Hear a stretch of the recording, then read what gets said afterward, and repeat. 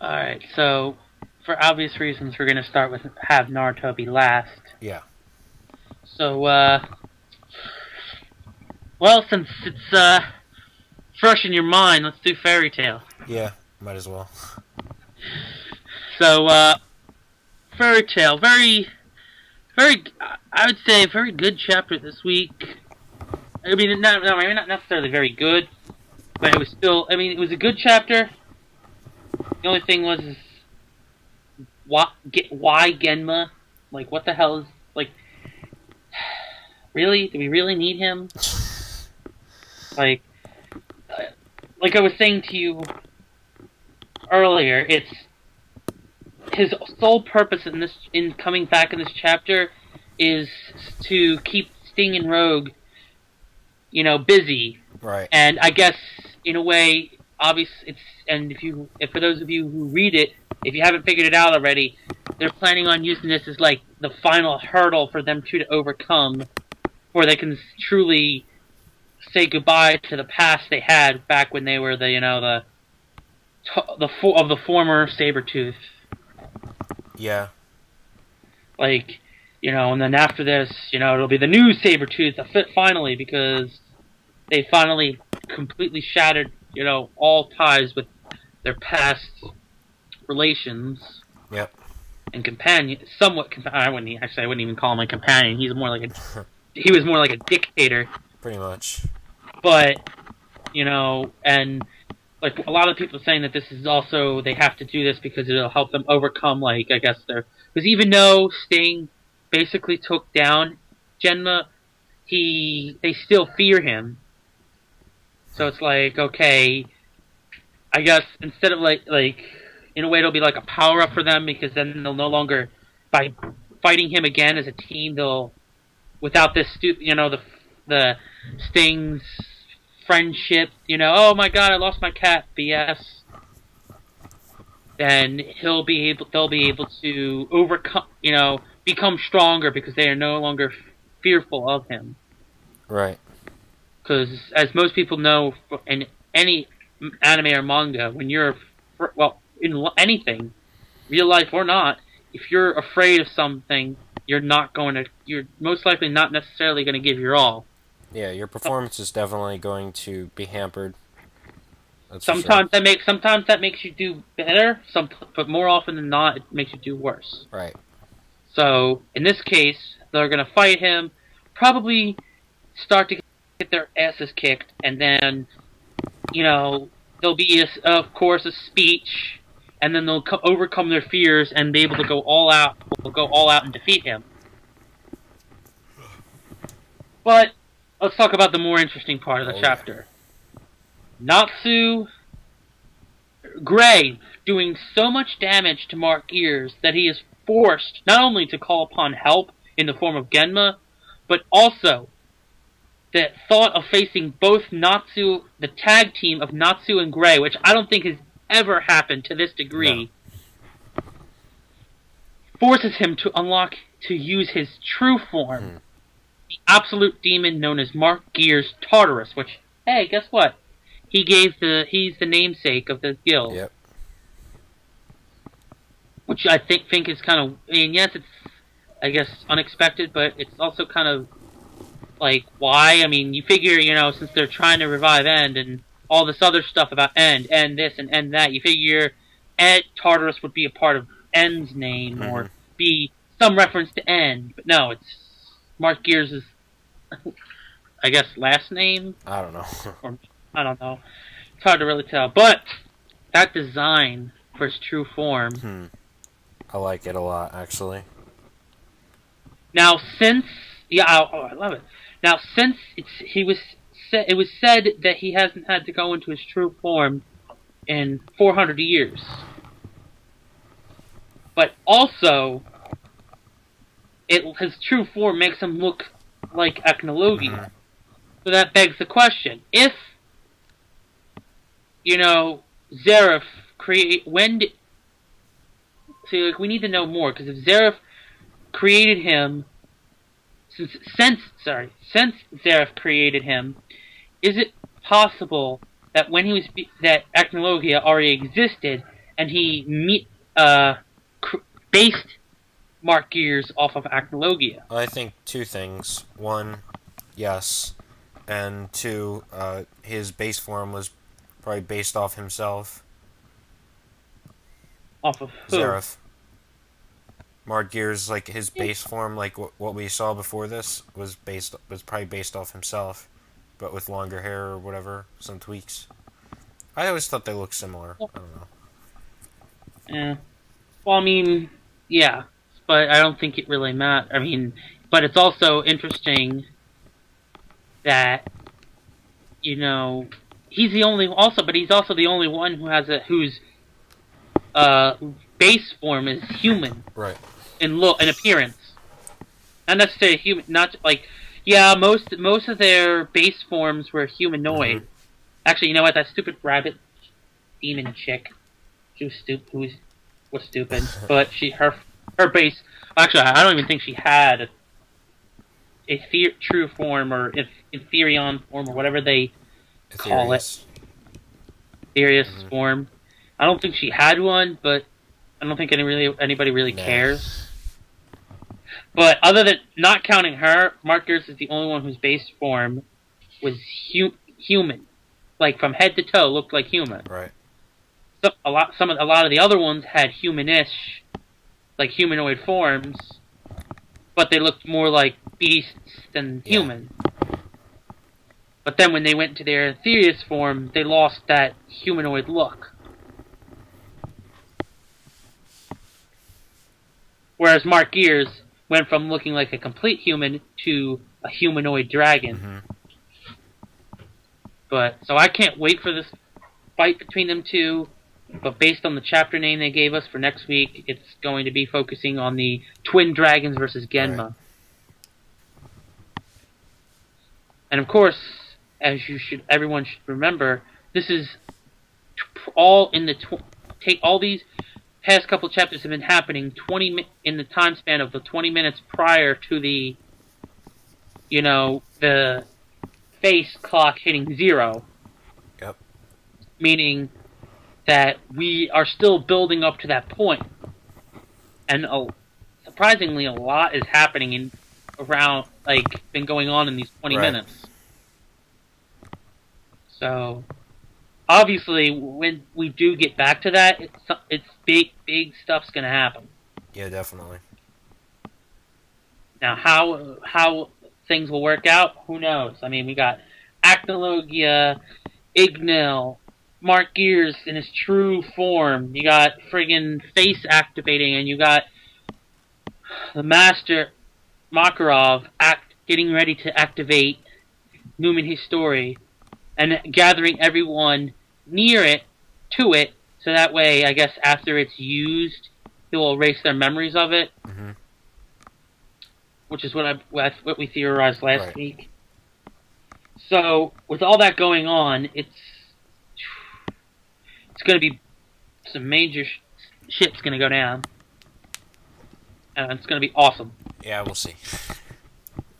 Now, the only question is that since Gray has gotten a major power-up, is not, like, every, like, other, like, if you look at all of the other major characters in Fairy Tail, like, the people who consist of the greatest, Fairy Tail's greatest team, plus Gajeel, because Gajeel isn't technically a part of the Fairy Tail's greatest team, but he also got a power-up in the form of the Steel Dragon mode. And Urza's, you know, let's not talk about Urza. But other than them two, like other than Urza, all the other major Fairy Tail people that are a part of that quote-unquote best team and Gajeel all got power-ups. You had Wendy using her Dragon Force for the first time. Well, which is obviously not really a power-up because it's not like she can go into it at will, like Sting and Rogue. Which I still think is stupid because how is it that they can go into their Dragon Force modes and still get their ass kicked by Natsu? But that's a story for another day. You know, Gray got this power-up. you know, and Lucy got that Aquarius power-up, but yet we have yet to see, of course, if that's permanent or not. I hope it is, because, like, I feel like that's going to be something that, like, the whole thing, like, because as we know, when that situation happened, the key was destroyed. It doesn't destroy Aquarius, it destroys the key, thus breaking the contract between the two of them. At some point in the future, the key will be remade, or will respawn somewhere in the world. And I kind of sort of see that as something like she does, like, whereas one of her missions in life after, like, the story ends, and one of the things she plans on doing is finding Aquarius's key. Yeah, I could see that being a thing. And I want that to be the case, because then that means, because I don't want her to get her Aquarius back right away, because then if that's the case, then that means they'll have no reason to for Lucy to keep the Aquarius power. But if they don't do it the other way, where she searches for the key after the story's over, or that becomes a major goal after the storyline, or sorry, the best way to put it is, since I already have stated my belief that this isn't the last arc, she's going to want to search for it, but I don't want her to actually find the key, because I want her to have to utilize the Aquarius power-up. Because that would be awesome to see her with the Aquarius power-up being able to fight not only alongside, like, Natsu and them, but alongside her celestial spirits. Right.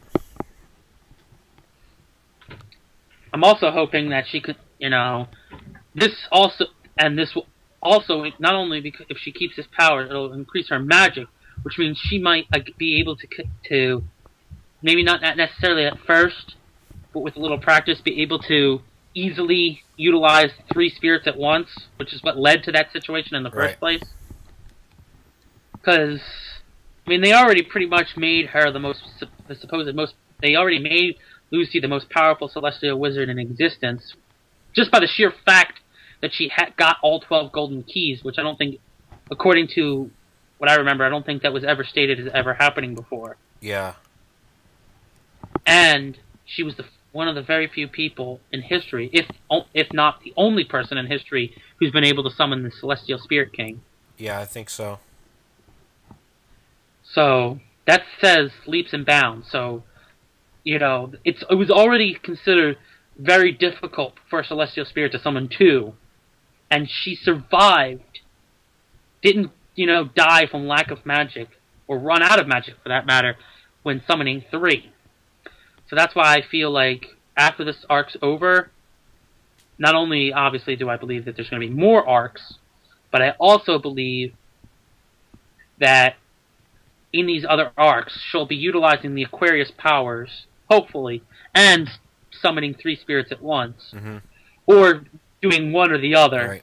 Like, summoning the 3 spirits, because I could almost see, like, this maybe leading into some, like, I hate to say it, but, like, it could lead into, like, a war on against demons.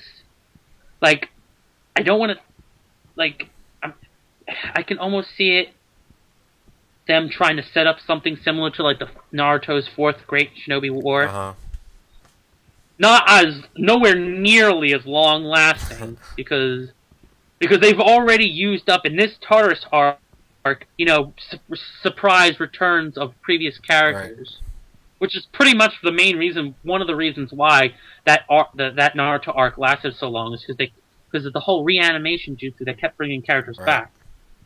But in Fairy Tail, I feel like it's going to be more like, similar to how they dealt with, like, it's going to be just a bunch of like, generic fodder demons, and at the helm of it all is Mark Gear and and like maybe even Zeref and Acnologia, because I'm not sure how that relationship's going to work out, since apparently, as we learned in the last week's chapter, and the demon's goals, or should I say Tartarus' goal, is to kill Zeref.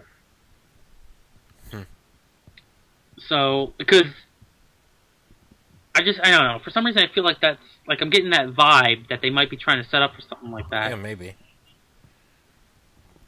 Because, I mean, that again would bring would cause a need for Lucy to have 3 spirits out at once while using the Aquarius powers. Right. You know, strength in numbers. Now, like I said, I like this chapter a lot, but before we finish, I would like to get your opinion on something in this. Of her spirits, who do you think are her 3 strongest? 3 strongest? And now, obviously, you can't choose Aquarius, because this is a hypothetical situation. If she's using her Aquarius powers in this war, and then she summons her 3 strongest to fight alongside her, since she can't summon Aquarius, who do you think would be the 3 she should use if she was to summon the 3 strongest? I would say Capricorn, Leo, and... Those 2 for me are definite. Probably, Taurus. I don't know. I mean, it's kind of hard to take Taurus seriously because most of the time he shows up, he, you know, goes googly eye over Lucy, right, and then gets beat most of the time. Because at least for like in a lot of the series, I feel like he's just been like comic relief. Like, yeah, he was supposed to be strong, but no. He kept getting pushed off as comic relief. Actually, a lot of her spirits kept getting comic relief moments. Maybe Virgo. I don't know. But Virgo, I mean, yes, she's good. But yeah, I would definitely say, first of all, Leo is her strongest. Period. Obviously, and then I don't know. I mean, like, I don't remember much about Capricorn's fighting style. Like, I don't think we've seen him fight a lot. He was strong as hell. You remember, because he was in the, he was in freaking Grimoire Heart. He was strong enough to be that, so. Yeah, but I'm not exactly, like, but since then, we haven't really seen him fight, so we don't know if that was all his ability, or just, you know, his ability with the addition of the other guy's ability. So I'm not exactly sure about that one. But another one that's definitely good, not only powerful but good for warfare, I'd have to say is Sagittarius and his archery. Right. And in place, like, because, you know, you gotta have the right balance. Like Lucy's Aquarius's powers will probably make her somewhere between like a long range and an intermediate range type fighter. So you need like another. I mean, but she would probably still try to fight in the mid range. But she'd probably fight 10. I feel like she'd fight more in the mid range. So you'd probably want one of her utilize a spirit that's gonna help her long range, which is Sagittarius. In terms of a close range, you're gonna Leo all the way. He's a close range. That's what he does, close range. Now, as for like an intermediate range, I'd probably have to say Scorpio, which is, you know, because like I said, if there was this hypothetical war situation were to go on, she'd probably face off this situation of her using the Aquarius power up and the 3 spirits at once would be against, like, you know, a large group of fodder demons. So, like, that's why you need that's why I feel like those like Sagittarius, Scorpio, and Leo fighting alongside Aquarius boosted Lucy is what I feel would be the best formation for her in that type of situation. Okay. So, but anyway, good chapter. Yeah, it was decent to good, I would say. Alright. Time for One Piece. Yep. Great chapter. Oh, yeah. Very emotional. But not without with a little sprinkling of comedy. For me, the whole chapter was, oh no! Oh no! Yeah, I know. I think I half thought that Kool-Aid Man was going to break through my house. Basically. For those of you guys, I mean, just in case you guys don't know, that's a Family Guy reference. But anyway, so basically we start off the chapter with seeing that the Marines did send, well, I believe it was 2 ships to ambush Doflamingo at the island, Swallow Island, I think it was. But, of course, as we know, it was sent there as a trap. To see if Rocinante was actually a traitor. Now, if that wasn't enough, we saw that somehow Rocinante was able to get out of his predicament that he was in at the end of the last chapter and make it to Law. Now, this is where the comic relief comes in, and he shoves the fruit down his throat. I was laughing my ass off. So, and then afterwards, he collapses, and you see that he was like, he is bloody beyond belief. Like, this guy should be dead at this point, but he isn't. And Law, this is where it starts to get really emotional, and Law is just doesn't even know how to even use his power, and he's just like waving his hand saying, "Stop bleeding, stop bleeding, stop." And you know that Oda's really trying to tug hard on those heartstrings. And just when but then he's like, "All right, you know what? It's not a magic fruit. I'm gonna die. Give this intel, this letter, to the Marines." And you're like, "Oh yeah, and he said that this intel will help save a country named Dressrosa." So you're like, oh, yeah. For a second there, because you're all wrapped up in the flashback, you forget about the event, how the state of the world is now, and you're like, yeah, Law's gonna save the day. He's gonna help Dressrosa, and everything's gonna be all better. Nope. No.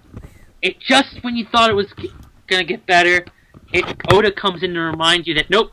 This story isn't supposed to end happily. You already knew that it wasn't going to end happily, so why are you believing that? And unknowingly, he gives the letter to Virgo. Which, oh my god, that just makes this just another nail in the coffin to make it his backstory even more sad. Yeah. And then, now, Virgo, neither one of them knew who the other one was. Because they hadn't seen each other before. So Virgo had the utmost intention of giving that intel to his superiors. Assuming, because he wasn't going to read it because he didn't think of much of it. Because it was a little kid giving him a letter for the Marines. But then Law tells him, my friend's bleeding, he's hurt, I need your help. And once again, as a Marine, not knowing the situation, he's like, alright, I'm going to go help him. Because I need to keep my facade that I'm a Marine. And help him. And Marines are helpful. But then, when Virgo sees Rocinante, all hell breaks loose. And Rocinante is so shocked at the fact that Virgo's there, that he forgets to not speak and speaks. Which, at that point, confirms to Virgo that he's a traitor. And to quote a wise man, Virgo gave Rocinante the full body works. And just beat the living shit out of him. And he still isn't dead. After all that. And then, of course, this is after reading the intel. Because, first Virgo had to confirm his suspicions, even though he already knew it was true. He wanted to see what this traitor was going to tell the Marines. And then we get that whole cool scene where he's talking to Doflamingo, and Doflamingo's walking up with his boys to the island, and Doflamingo's wearing, as one YouTube reviewer put it, he was wearing a Sanji-type suit. And instantaneously covers an entire city with birdcage. He's Sanji's dad. Yes, Doflamingo is Sanji's With dad. Crocodile's the mother. No, Crocodile is Luffy's mom, remember? He's everybody's mother. Don't you remember? Of course. Hey, you know, you realize that with Ivanko's powers, that could be possible. And they wouldn't even be related by blood, because he could actually, like, I feel like the hormones abilities could allow him to change a person to the point where they could, on the DNA level, could be a completely different person. It all makes sense why Croc and Doflamingo were fighting in Marineford. It all makes sense. This is like a lover spat. Yep. But anyway, jokes aside, Doflamingo's like, nope, I don't have my real he's not my family. You guys, my crew, you're my real family. Mm. And he's walking in, getting ready to kill, you know, Rocinante. Now, Rocinante, while Virgo's distracted by the phone call, Rocinante, who should be dead after getting the full body works, gets up and takes Law and books it to, I believe, the edge of Birdcage, in an attempt to get him out. And he says that, I know I'm gonna die, but at least I can do is get you out of here and away, and die with a smile, with a creepy ass smile that not only is it missing a tooth, but the way his eyes, like, look up. I think they look like we're looking up while he's smiling, so it made him look like he's perverted. Right. So now, one interesting thing I was hearing after reading this chapter was apparently people are saying that this is why Law's, you know, symbol has a person smiling. Uh-huh.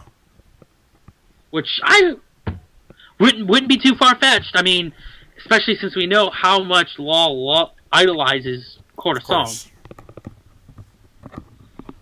And so, basically, this chapter leaves us off expecting that the next chapter should, in theory, be the last chapter of the flashback. Right. In theory. Now, Oda can decide to do another, have the finishing, Doflamingo do the finishing blow that kills his brother at the end of the next chapter, and then, the chapter after that, maybe a quarter of it or half of it is still in the flashback. Uh-huh. But we're basically at the end of the flashback. Right. You know, I'd rather it all finish up in the next one. Yeah, same.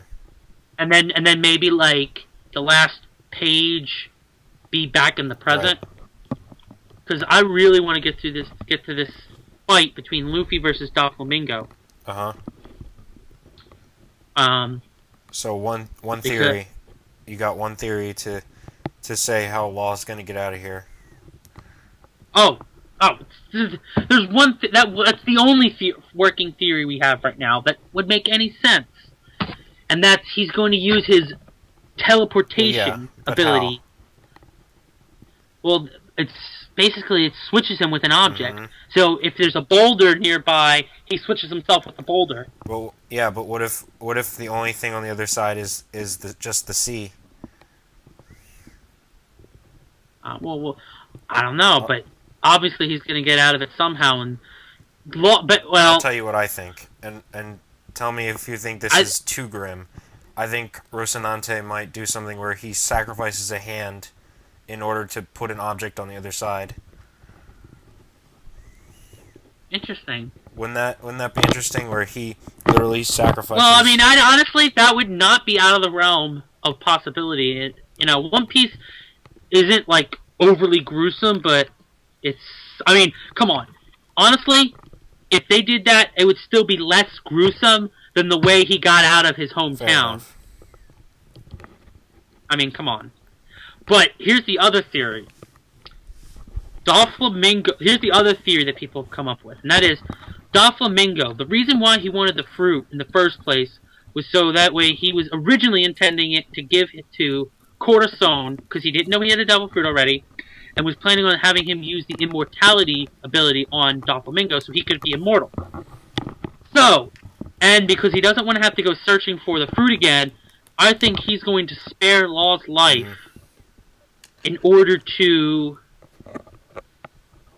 Because as we know, pre-time skip, Law is a rookie, meaning that he's within his first year of being a pirate on the Grand Line.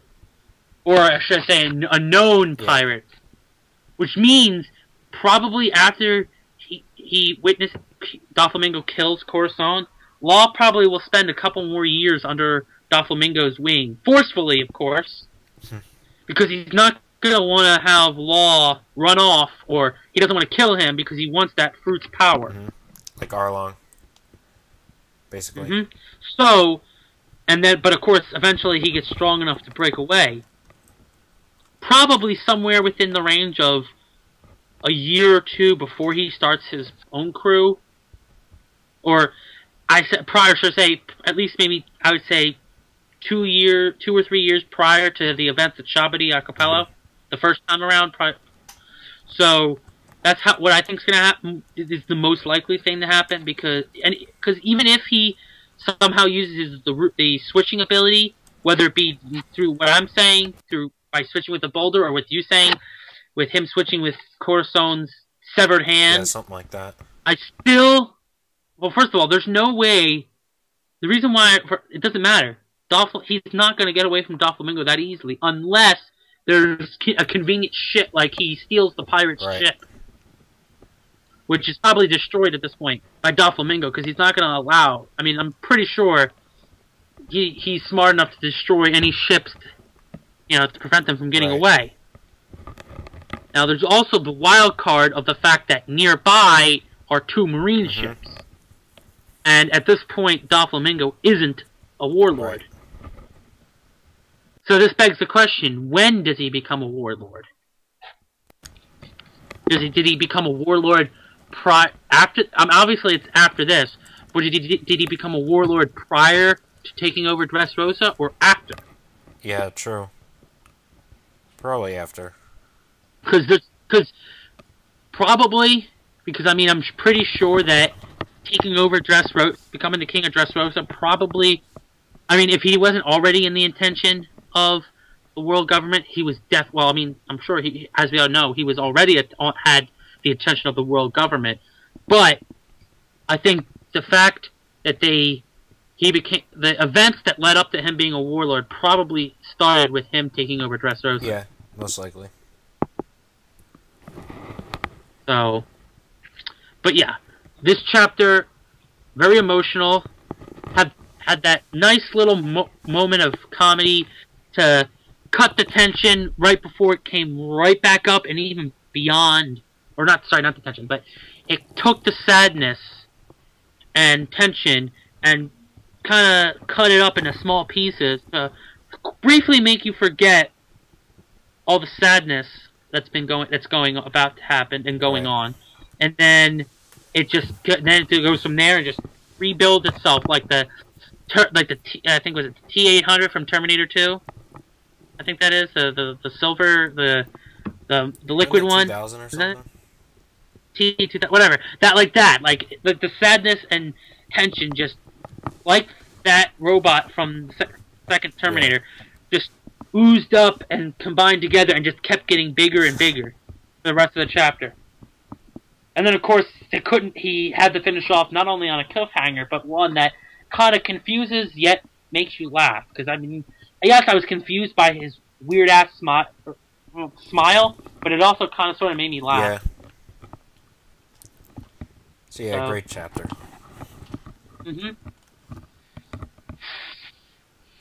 Now it's time to move on to utter greatness. Yes. Toriko. Toriko! Yes. And now, as you all know, this is a milestone for Toriko. Chapter 300.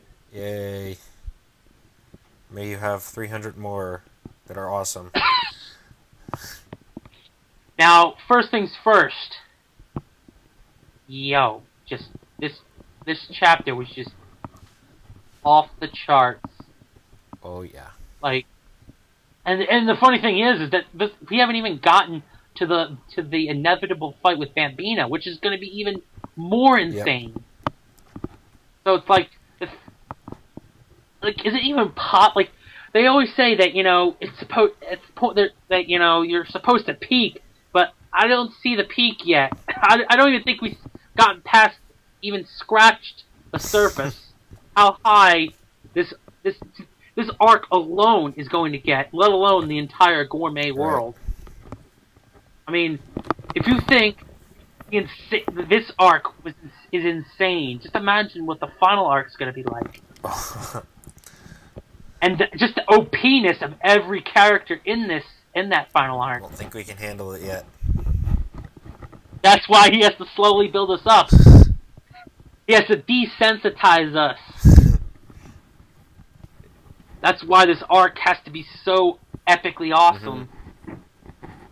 And this chapter is alone just boosts up the epicness to much higher.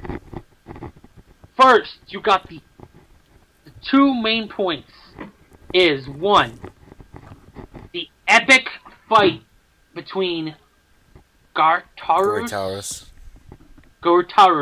one of the four masters of Area 7, versus the four Heavenly Kings. More like the epic beatdown. The epic beatdown is right. Let's fucking go. Which instead of killing that, and I'm going to go into more detail about the OP-ness of the powers they use, but the other main point was the fact that despite the four kings taking out the master, we get to see the 8th king himself, Bambina, in all his glory, who doesn't even give a fuck. And now let's take a quick moment for me to celebrate how correct I was. Yes. Yay! Celebrate good time. Come on!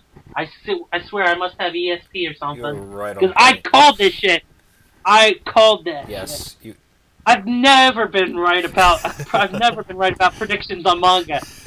Well, except for the only predictions I've ever been right about on manga are the ones are the theories that I jump onto from other people. But this, no one thought this, but or at least I didn't hear about it until after I thought of this.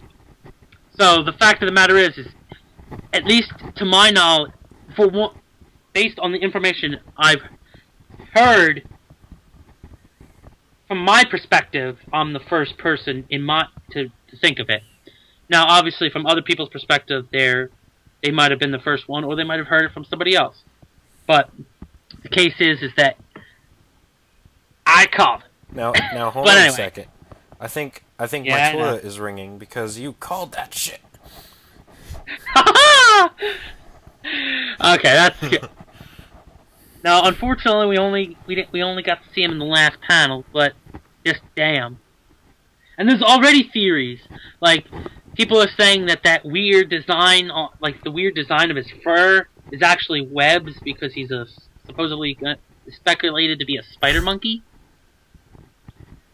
I don't know. And unfortunately, and as we all know in the Toriko verse, if they say Bambina's a spider monkey, then we're freaking getting Spider-Man powers here. Oh my gosh, dude! Spy Kids 2, Spider Monkey. That's what I'm thinking now. But it's the truth. I'm like, if in Toriko, if Bambina, when we go up to Bambina again, and it's revealed that he's a spider monkey, he's freaking rocking Spider-Man powers. Yeah. Spidey and his Embu will be like, my Spidey senses are tingling. Oh my gosh. Which would have been even funnier of a crossover instead of having Spider-Man crossover with Attack on Titan, Spider-Man crossing over with Toriko for a fight against Bambina. My Spidey senses are tingling. No, my Spidey senses are tingling. No, my Spidey senses are tingling. Tell me that I should get the fuck out of here because this is insane. Yeah. No, first of all, Spider-Man couldn't even handle, like, I'm trying to think. He would just get harassed. Done. No. I'm not talking about the arc. I'm trying to think about back in Toriko. Like, he couldn't even handle Ice Hell. Well, I don't know about that. And that's, like, way early. I don't know about that, because... Okay, the beasts of Ice Hell, I mean. I mean, Spider-Man does have legit super strength, so... Yeah, but it's like... It's watered down in the movies. Yeah, it's watered down in the movies, but if you look at it as a whole, in terms of the spectrum of all the characters in all superhero universes with super strength, he's on the weaker side of the super strength scale. So he might have super strength, but it's not like friggin' Superman level super strength. Not. Nowhere near. Like, if Spider-Man was in Torikoverse, he'd be like friggin', like, in terms of comparison in power, him and Superman, the gap is the same as maybe like friggin' Bambina to represent Spider-Man, and friggin' Spider-Man being represented by the Four Beasts. Just like, and the Four Beasts were no bitch. Right. And for the human world, in terms of the gourmet world, he's a total bitch. He gets fristed all night long by the fodder of Area 7, mind. By the fodder. That just shows you how insignificant. And that just makes everything all the better. Now, the fight between the four Heavenly Kings and the Master. Oh my god. Every one of them used just insane power. First, you got friggin' Zebra and its supersonic voice cutter cutting the entire beast in half to start the fight.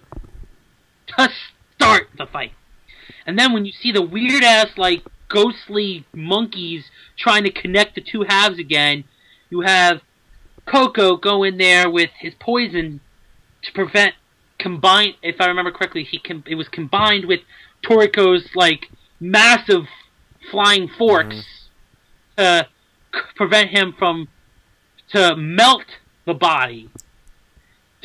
So it wouldn't... Now, on a normal opponent, that would have worked. And that would have been friggin' insane. But no, it got even more insane, and a new body popped up of a different form. Almost as if the previous body that we saw was like an outer shell. I mean, yeah, obviously, because there was no freaking limbs visible. Now, the next thing that happens, we have it go like one of the other things that happens in this fight. I'm kind of shaky on the order of things, but I do remember the fact that friggin' it does a friggin' giant ass blast out of its mouth, which honestly, my thing heavily references the giant apes of DBZ, because that's what they did. Their energy attacks were from the mouth. Yeah. Minus Vegeta, because he was able to control it. Because I believe he did at least one energy attack. I think he did. Didn't he do a Gallic Gun when he was in his ape form? Don't recall that ever. But but anyway, you get what I'm saying. Now, and you think, of course, just when you think it's nope, Sunny comes in to block it by eating it with his Satan hair. Now, and everyone else, armors up and the spot where the five of them are standing, because Kaka's there with them, is gone. Is the only place that wasn't hit. Now, I forgot to mention this. Prior to the fight, the Den Shark spits up some water and then just goes into it and disappears. Yeah, that was interesting. I wasn't expecting that, but cool. I liked it because then, they didn't have to worry about Komatsu and the Den Shark. Then, and I think it's ironic that he utilizes this move, but then Sunny takes the energy of the blast that he was able to eat and fires it back at him in a move known as Satan Vomit, which I thought is hilarious because he's all about beauty and hates disgusting things. But you want to talk about vomit? So just wait till later on in the chapter. Yeah. Oh, with Coco. But then I don't know about that one. But anyway, then another major thing that happened. Then just when you think, you know, this beast is just, you know, taking everything and embuing this shit up. And then, honestly, I was shocked to all hell that King of Lightning didn't even bother to mention this. But the most badass part, at least in my opinion, of the one, or at least one of the most badass parts of this chapter, was Toriko going up right before he jet forks him, says, "You, who's been trying to get all this food to try and get, you are obviously trying to become a new eight king. Well, buddy, I faced an 8 king, and you aren't shit." And then just jet forks an arm off. Right. Like, I see that. Like, I'm shocked that that just didn't even phase him. Like, I'm surprised people aren't like talking about that because that is just awesome. Yeah. Like, especially when I imagining my head with Toriko's voice. Yeah, Toriko's Japanese. Which is kind of his seiyuu is amazing. Of course, as we both already stated, the English dub wasn't that good, which is probably why they stopped. Yeah, for some reason Funimation just didn't do as well. I liked Kamatsu's voice. I liked Toriko's normal speaking voice a lot. I didn't like his yelling. But when it started, I mean, I would have still liked for that. I mean, I think the main cause is the failure of the anime in Japan. Yeah. Because of the fact that it got such bad press for the way they finished that Cooking Island arc, I think is one of the contributing factors as to why people weren't interested in buying the English dub. Hence, the reason why Funimation probably stopped English dubbing it. Now, I know since they stopped, they released like a collection box of like that comprised of like the first 2 volumes, but that's pretty much been it for now. I'm not expecting more. But the only other reason why I want them to continue is because I want them to English dub Zebra. Yeah. For that particular reason that I told you, which is so that way they can cast Christopher Sabbath as Zebra. And then one day hopefully do this special where they do the crossover between One Piece, DBZ, and Toriko. So that way we can have Christopher Sabbath as Vegeta facing off against Christopher Sabbath as Zebra versus Christopher Sabbath as Zora. Like, it'd be like the old days of DBZ where the voice actors would spend an entire scene talking to themselves as, like, 3 or more characters. But, of course, that's not going to happen. Maybe. We'll see. Now, maybe, yeah, you're right. You know, there's always that possibility that there could be a Toriko revival. Woo! That'd be awesome. I mean, honestly, I think it might the main reason why I think it's going to happen is because Toriko has just been pure epicness ever since time skip started. So this should, in theory, boost its popularity a lot.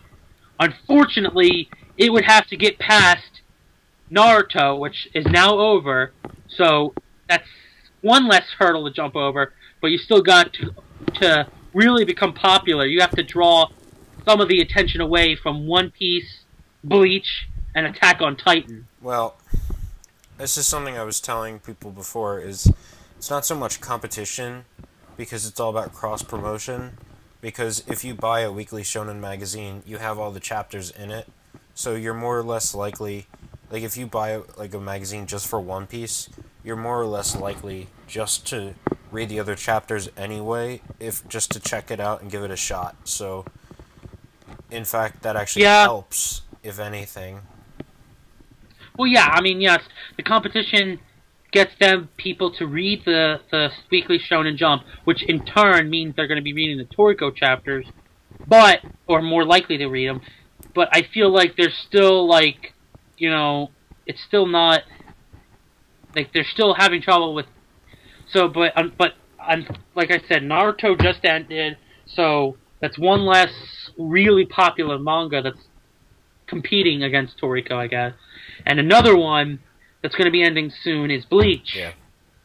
which is going to leave another void in the manga world. Like honestly, the fact that Bleach is ending so close soon after Naruto ending, is honestly going to put a real dent in, Shonen Jump sales for a bit. Yeah. Which is why I suggested to the one reviewer who reviewed Naruto, I went to for Naruto chapter reviews, in the comments, of course, suggested that he moves on to Toriko because it's such a good manga. Yeah. But anyway, Toriko chapter was off the chain. But the last thing we have to talk about is the ending of the fight against the Master. Freaking Coco. Oh my god, just when you thought, okay, this beast just got its arm blown off by Toriko, and still just beasting. And then, and then Coco's like, you know what? We can't let this fight drag on. And I believe at one point, during this fight, Kaka tries to convince him to use the Super Mario Brothers flower, but they're like, no, if we use this now, then we're basically saying we can't handle him, and if we can't handle him, we won't even stand a chance against Bambina. So we need to do this for ourselves. And interestingly enough, but at the same time not surprising, since it's the Four Heavenly Kings, they end the fight without killing Garutarus. And it's in the most unexpected way ever. I didn't even think this was possible with Coco's powers. You knew he was a poison man, but you didn't think he could friggin' come up with super crack. Yeah, he basically, his monster basically threw up in his mouth. Because it says, his gourmet monster, the devil poison, threw up in this ape's mouth. And this poison that was in this vomit doesn't actually guarantee kill him, but it doesn't matter if it kills you. You are hooked on. You're so hooked. You're hooked on phonics. Yeah. You are a crackhead for life. You're gone. Oh my gosh, phonics. And then he goes off, and then he just roll over and starts taking a crackhead nap. Yeah. And that's, of course, then we see, oh, look, everyone's allowed to eat now because in the northern area, there's no master enforcing this harsh rule. So it's like they liberated that area. Mm-hmm. Now, this raises a lot of questions, but following this, that's when we see Bambina. Now, the questions that come up is, 1, are the other 3 masters going to try and go in and steal the territory?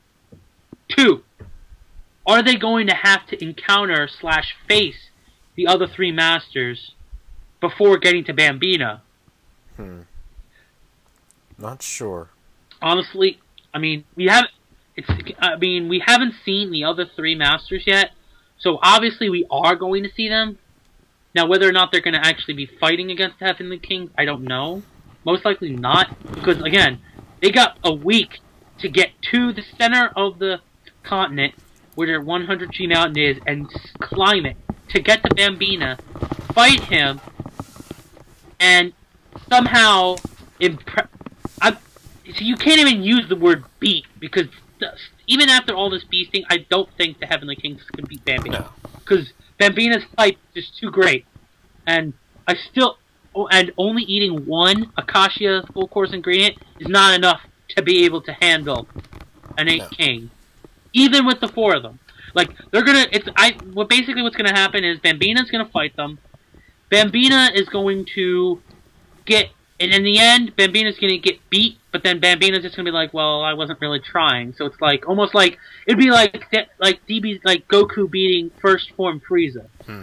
like, okay, you beat Frieza before he can transform into one of his other forms. It's not that big of a deal when you actually compare it to its max potential.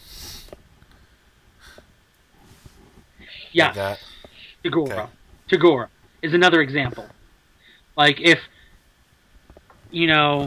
before he had a chance, like if Yusuke would have been as strong as he was when he was like maybe not necessarily like prior to the test with Genkai.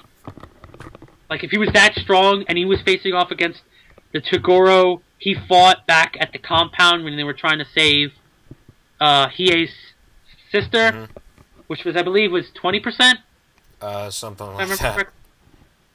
He probably would have and if he would have attacked him quick enough before Tagoro could power up, he would have killed him. But or beaten him, not kill him, because to kill them you would have to actually. I mean, it's more often than not when you're facing someone and you beat them, but then you find out that they had more power. They tend to not. In most cases, they aren't dead, except for the Midora and Ichiru, who were nowhere near using their full power. Yeah, true. Not even close. Well, okay, sorry, I can't really say how much of their power they were actually using because we haven't seen them actually go all out. But, because there's no way the power they displayed in that fight was even close to what they would need to be as powerful as they were being hyped up to be, especially with them two being Akashia's students. Yeah, of course not. Like, them two plus Jiro, and now, forgot his name, or her name, I don't know what the hell that thing is. Setsuno? The J! No, not Setsuno. That's... Wrong! The J guy. Joa? The weird... Joa, there you go. Them four are the strongest in the entire verse. Like... Well, the three students of Akashia were supposed to be the three powerfulest humans in the verse, and then when Joa showed up, she was perceived to be on their level. Now, of course, just like any other anime, it's believed that because they're older, the Midora, Jiro, and Ichiru are perceived to be slightly weaker than when they were in their prime, but because it's Toriko, they're still still in the top 4 most powerful humans. And I have to say 4 because Joe appeared. Right. So now how strong they are in comparison to the eight kings, God knows. Yeah. I would presume they could probably go toe-to-toe with the Heavenly King, or not Heavenly King, one of the 8 kings. Not sure which one, because obviously they all have different levels of strength. And it's originally assumed that each one's going to be stronger than the next, but it's been stated that Delarus, the Dragon 8 King of Area 4, is the strongest. Presumably in raw power, because there's no way that the Battle Wolf isn't the most overall-y. Isn't more skilled. Yeah, probably. Like, because as I said last week, when it comes to the 8 kings, in terms of Delarus might have the most raw, destructive. Not only the most raw power, but maybe the most raw, destructive power. Maybe, yeah. But the Battle Wolf is perceived, at this point to me, in my mind, probably by far the most skillful and speedy, which will give him the advantage even over the Delarus being considered the most powerful. Right. Because we all know it's being heavily hinted that God area, which is going to supposedly be in Area 1 as it's been perceived as being, is going to be guarded by the Battle Wolf 8 King. So, just gonna only get higher than this, and it was already an insanely yo chapter. I mean, that's all you can say is just, yo, that was awesome. Yeah, really good chapter, I would say. The Heavenly Kings showing why, or basically displaying power beyond, like, just showing how much eating air improved their power. But also showing why they should change their name to the 4 Demon Kings. Yeah. I mean, you friggin' have Zebra, whose gourmet monster is perceived to be the Grim Reaper. You have friggin', you know, Coco's demon being perceived as being the devil. You got Sunny's Satan demon, and then you got Toriko's 2 ogre demons. With a rumor of there being a third one. A third black one. Because, you know, they have to make sure they cover the bases. I'm assuming the red is the Indians, the blues is probably their version of white people in terms of demons, and the black one's the black people. Gotcha. Or the blue could be the Asians. I don't know. The point is that people are saying that he has a third demon in him that is supposedly black. Okay. So I'm totally like jokingly expecting him if it is true, and somewhere down the road we see this third black, you know, ogre demon show up in a battle. I am jokingly, emphasis on the jokingly, expecting him to have the personality like exactly like Killer Bee, where he's just acting all like just rapping and shit. But still being totally badass at the same time. Or, which wasn't what Killer Bee was. I mean, he was just more often annoying. Yeah. But I'm totally joking. I seriously want that to happen because I just think that would be hilarious. Yes, it would. Be like, yo, yo, yo, you fool, you fool. Can't believe you 2 bitches couldn't even handle this king. Like, come on. I was laying down some killer raps. Now I have to freaking fight. Thought you were supposed to be better than this, you blue, you pussy. But yeah, so, amazing. Yeah.